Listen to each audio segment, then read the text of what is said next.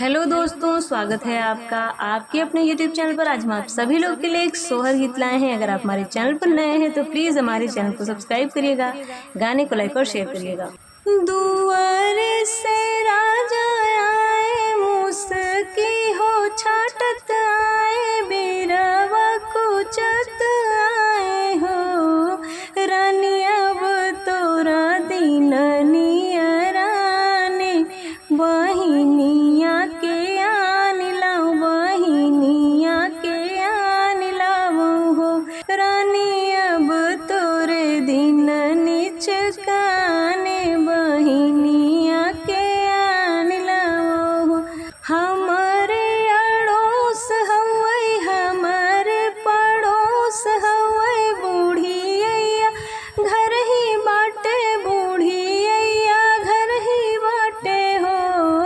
राजा तू त दुई भौरी लगायो त उहै हम खाय लेबै,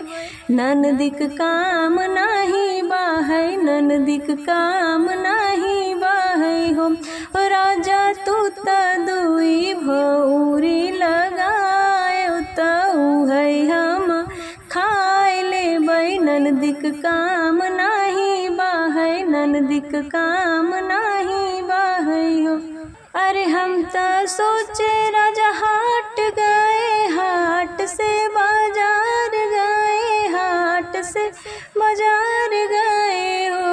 राजा गए बैरिनिया के देश, ता हमै बगदाई गए, हमै बगदाई गए हो,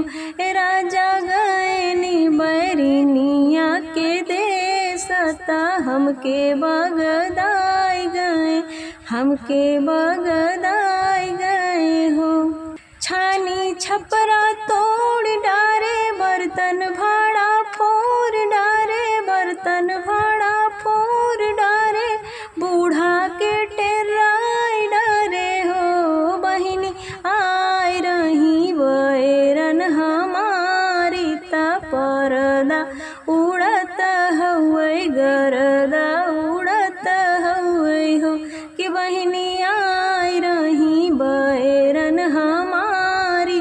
ता परदा उड़त हवै, गरदा उड़त हवै हो। अंग अंग मोरा बांधो त गरुवै ओढ़ायो, त गरुवै ओढ़ाए, त काने रुइया ठूस दिए हो,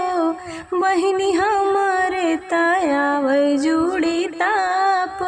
ननदिया का नाम सुनी, ननदिया का नाम सुने हो, ओ बहिनी हमारे तयावै जुड़ी ताप, ननदिया का नाम सुन, ननदिया का नाम सुने हो। अपना तय अपना आई है, 16 ठे लड़का ले है, घर बना चुनी ले है, कुआं पर पंचायत करी है हो, बहनिया घर घलिनी ननदिया, ता हमके